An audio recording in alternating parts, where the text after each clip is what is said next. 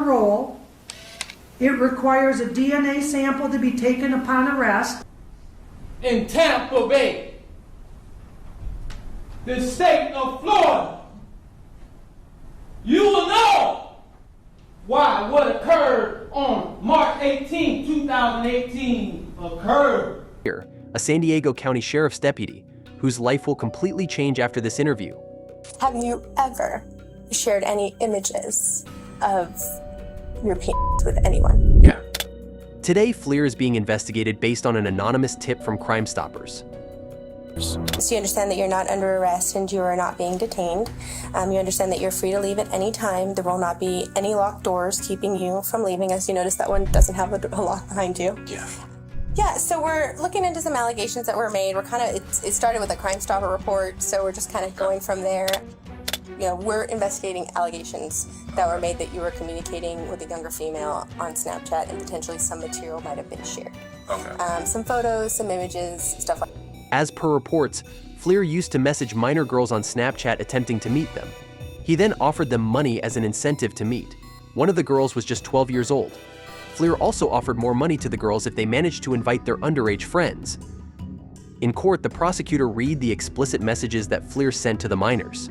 The detail he goes into with regard to his sex exploits that he is trying to engage in with young children are just despicable. He tells multiple 12-year-old girls, "Do you have any younger friends who are interested in older men?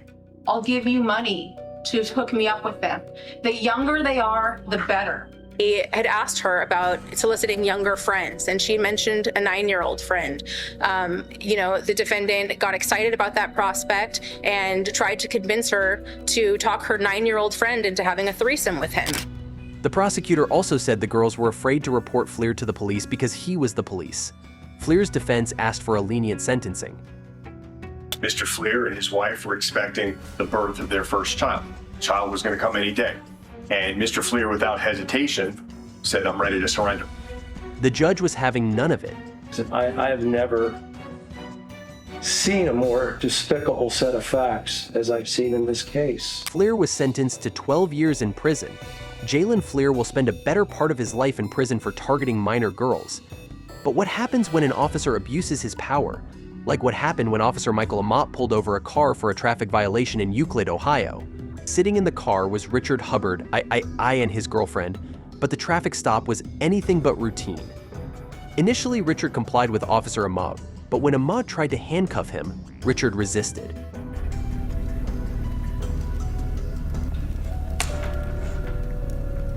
Heard that pop? That was Richard getting tased. The struggle ensued, and the officers became more and more aggressive. On her knees, Richard's girlfriend begged them to stop.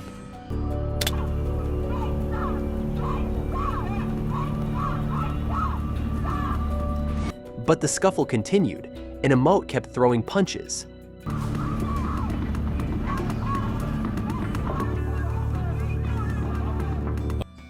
A passerby took this video on her cell phone, showing Richard with his head under one officer's knee while Amott delivered one final blow.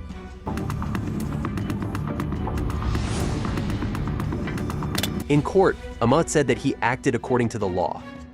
Initially, when we go down to the ground, well, he was wrestling with us, and he does throw a punch at me. That was just shown. But if he's wrestling with us, we use strikes. Flurries of punches that you threw, did he swing back at you one time? While I was throwing the punches, no.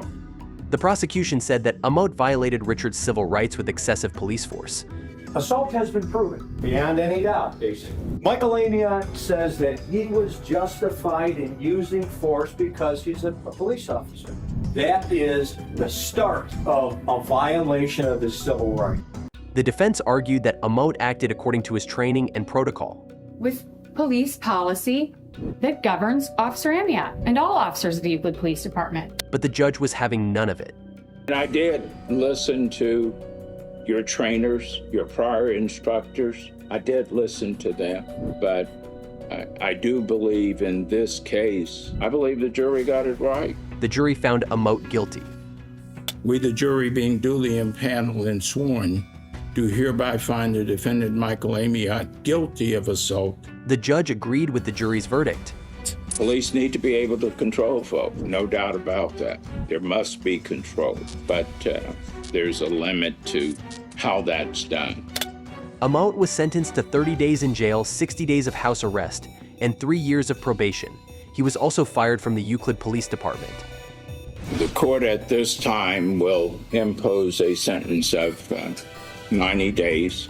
I appreciate the jury and the court for making the right decision. You know, what Amiot did something wrong, still going through like the suffering with the anxiety. While Michael Amiot lost his job and reputation for showing excessive police power, what happens when you're caught luring a minor with intentions to exploit them? This is a sting operation by YouTuber Musa Harris, also known as the Luzerne Leonard Galley County predator catcher. Musa, at the time, had no idea that he was about to catch ex-police officer Leonard Galley. Hey, what's going on? What you here for? How you doing? What's your name? Paul. Paul? Yeah. What you right here for? Sir? What you right here for, Paul? Me? Yeah. I'm here to meet some of my friends. Musa posed as a 15-year-old boy on a dating app to lure out Glil, who went by the alias Paul. You got the wrong guy. Buddy, Paul? No. My name's not Paul. You just said Paul. No. You just said your name Paul. My name's not Paul. You got the wrong guy, buddy. Galley quickly changed his story and also made racial remarks towards Musa. Get in with me. Stop playing no game. Got one again right here. Galley panicked and left in a hurry. He was well known in his community for being involved in suspicious and inappropriate activities. You do hear the rumors, and he's always running around doing some perverted stuff. I would like to see him get punished to the full extent. It's disgusting. Galley pleaded guilty to felony charges of solicitation and unlawful contact with a minor. His lawyer argued that he was suffering from depression and never intended to harm anyone.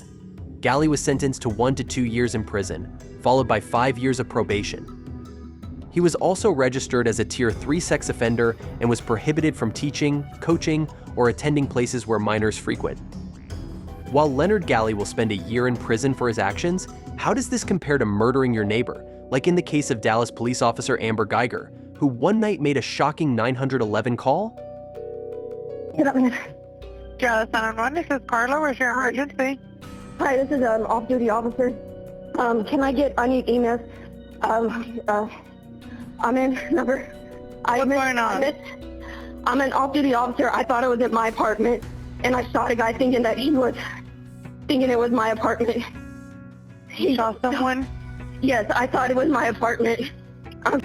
Oh my God. I'm sorry. Okay, and where are you at right now? I'm inside the apartment with him. As per reports, Geiger entered the apartment of her neighbor Botham Jean and shot him twice. She claimed she mistook Jean's apartment for her own and thought he was an intruder. Authorities soon arrived at the scene, and time was running out for Jean as officers desperately tried to revive him with CPR.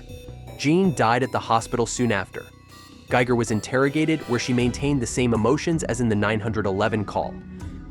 Felt like that guy was gonna kill me. Oh, she was the last. She's leveling off her gun, having acquired her target, and she shoots at him twice. No opportunity for de-escalation, no opportunity for him to surrender. Bang, bang, rapid, double tap. The prosecution argued that Geiger acted unreasonably and recklessly. Hits Bo in the chest just above his left nipple. The path of that bullet goes down into his heart, does absolutely devastating damage. Goes through his lung, goes through his stomach, goes through his intestine, until it finally comes to a rest in what's called the psoas muscle, which is halfway between his stomach and his back. This path is very revealing because it is consistent with the fact that Bo was getting up from a seated position and facing the door as Amber Geiger was coming into his home. The defense argued that Geiger made an honest mistake and acted in self-defense. Amber Geiger firmly and reasonably believed that she was in her own apartment, that she confronted an intruder, that she had no choice, that she had no options but to use her gun to keep from dying. Residents of the same building recalled what exactly happened that night. Just go in and I actually was about to cook me something to eat. Okay, what happened then? And then I heard gunshots. Okay, how many gunshots do you remember? 2. Anything that you saw that made you think, that's different?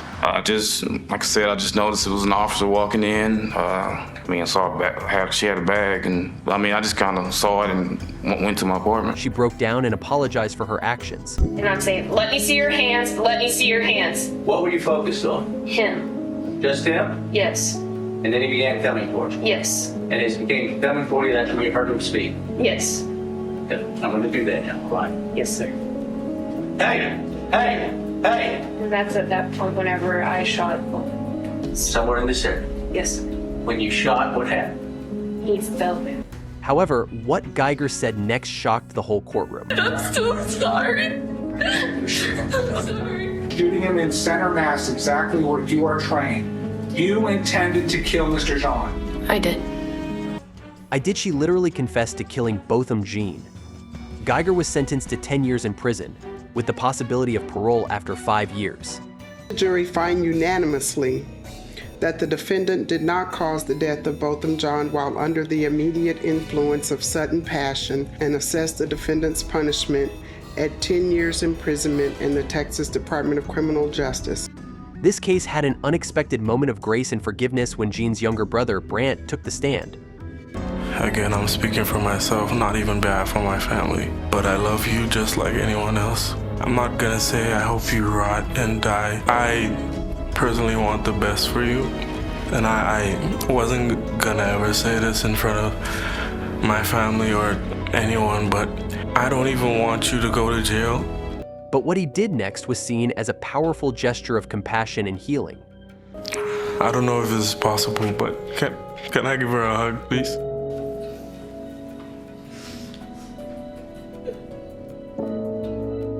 Another moment of kindness came from the presiding judge, Tammy Kemp, who hugged Geiger and gave her the Bible, telling her to read it and find God. Amber Geiger was sentenced to 10 years in prison for accidentally killing her neighbor. But what happens when a crooked cop gets caught, like in the case of Zachary Wester, who was charged with racketeering and false imprisonment in Florida? The drugs were there. I did not put the narcotics there. As per reports, the 28-year-old former sheriff's deputy, Zachary Wester, was accused of planting drugs on unsuspecting motorists during traffic stops. Seriously. Hey, man. Go ahead and put your hands. Don't. At this point, you are detained, okay? I don't do anything. Okay. I don't mess with that stuff. If the drivers denied knowledge of the drugs, they were arrested anyway. The syringe is actually in like a plastic, larger baggie with a plastic container with a substance in it that appears to be an illegal narcotic. Do you know anything about that? I do not. Some of Wester's victims had other prior offenses, which made the alleged possession charges even more serious. Look, man, you seem like you're pretty squared away, okay? Yeah. All right. But I do have an issue with something within the vehicle. What's that? Pulled you over. Your driver's license is not valid. Okay. Pulled you out to talk to you about it. And for the poor souls who resisted and protested their innocence, Wester used his taser on them. Invasive. I'm gonna send you on hell's way here in just a minute if you didn't have anything. That was a slick move, man. Very slick. Hey, man. Go ahead and put your hands on. Do not do this. That's right. That ain't mine, man. What you trying to do? Don't just What are you doing? After a while, the arrest caused suspicion internally. Began what's called an internal affairs investigation into the defendant's use of his body cameras. Wester was suspended from the sheriff's department. First, he made the recommendation that the defendant be suspended pending the outcome of the investigation. The case went to trial, where Wester pleaded not guilty to all charges. This is a case about an abuse of an incredible power. The defendant used his position as a deputy sheriff to make traffic stops on 12 members of this community and plant methamphetamine in their cars, methamphetamine and paraphernalia. He turned what should be a law enforcement agency, and is, into something for his own use that was criminal. Some of Wester's body cam footage was found mysteriously deleted or unusable. Why in the world would that have been deleted? I wish I knew that answer. However, the prosecutor found something suspicious in one of Wester's body cam footage. Why in the world does the defendant have palmed in his hand, just clasped like this, not like this, not like this, like this, a plastic baggie Why in the world does he have that there? I would submit that this is objective evidence where you see him planting drugs in the moment. You see something in his hand that has no reason, no logical reason, given this stop and what we know about it, for it to be there. This is him planting evidence, and you see it. Wester's victims testified in court. I knew the truck was clean. I knew it was. The white, small plastic baggie that was in that spoon that the deputy just showed you on this video. Had you ever seen that before? No, sir. Was that in your car? No, sir. The only thing I really saw was the fact that he did keep going, get into the car like several times, over and over and over again. Because he'd come back, he'd talk to me, he'd go back to the car, he'd come back to me, he'd go back to the car. Count 1, guilty of racketeering as charged. Guilty.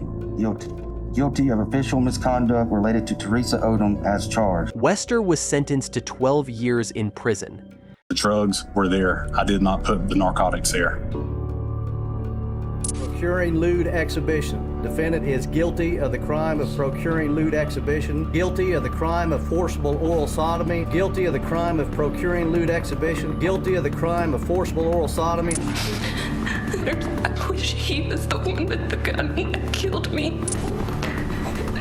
No police officer ever would want to hurt an innocent person.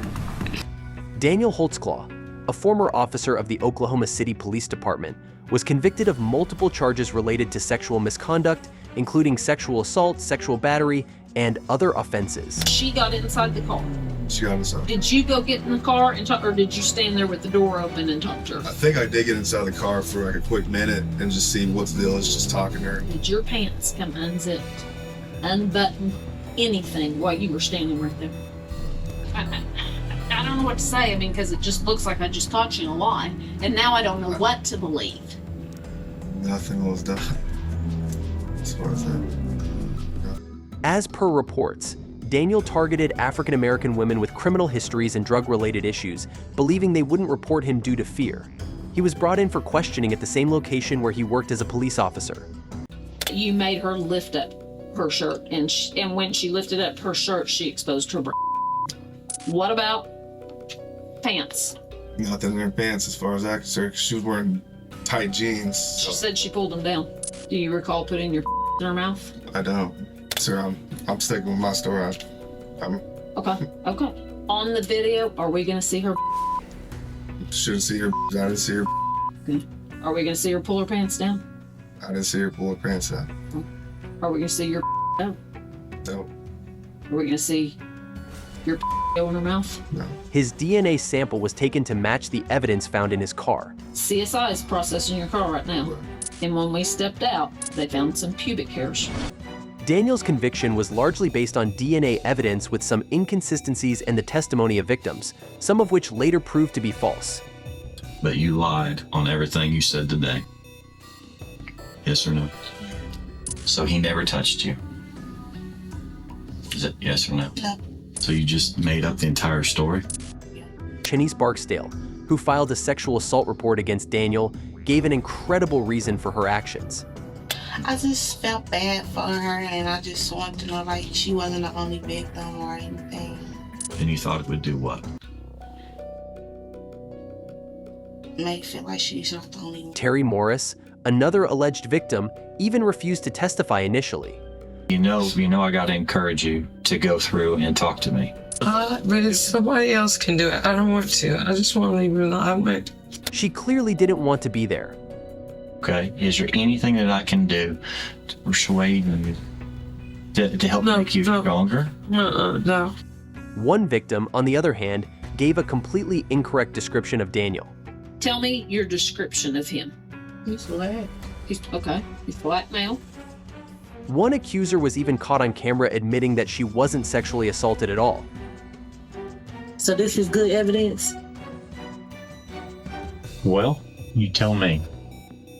I think so, because I mean, y'all, even if he didn't even rape nobody or nothing, he's still in contact with people that he rapes.